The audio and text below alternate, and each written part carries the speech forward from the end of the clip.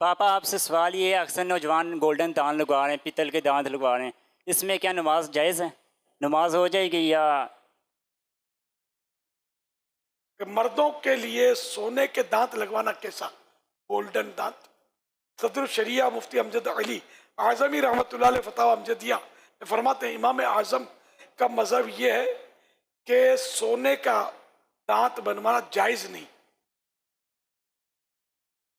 یہ مصنوعی یعنی آرٹیفیشل دانت جو پتھر یا مسالے سے بنائے جاتے ہیں کارآمد ہوتے ہیں، اور ان میں صفائی سے بدبو پیدا نہیں ہوتی۔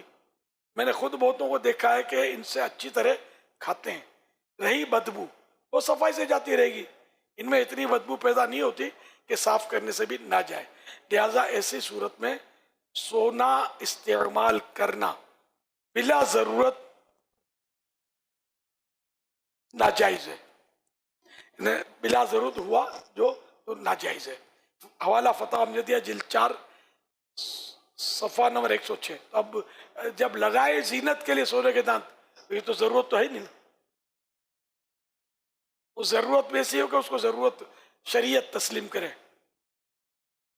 حضرت مفتی جلال الدین امجدی رحمۃ اللہ علیہ ارشاد فرماتے ہیں چاندی کا دانت امام اعظم کے نزدیک جائز ہے اور سونے کا بنوانا جائز نہیں۔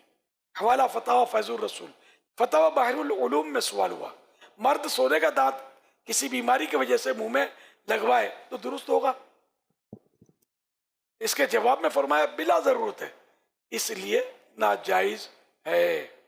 فتاوی بحر العلوم جلد 5 پیج نمبر 315۔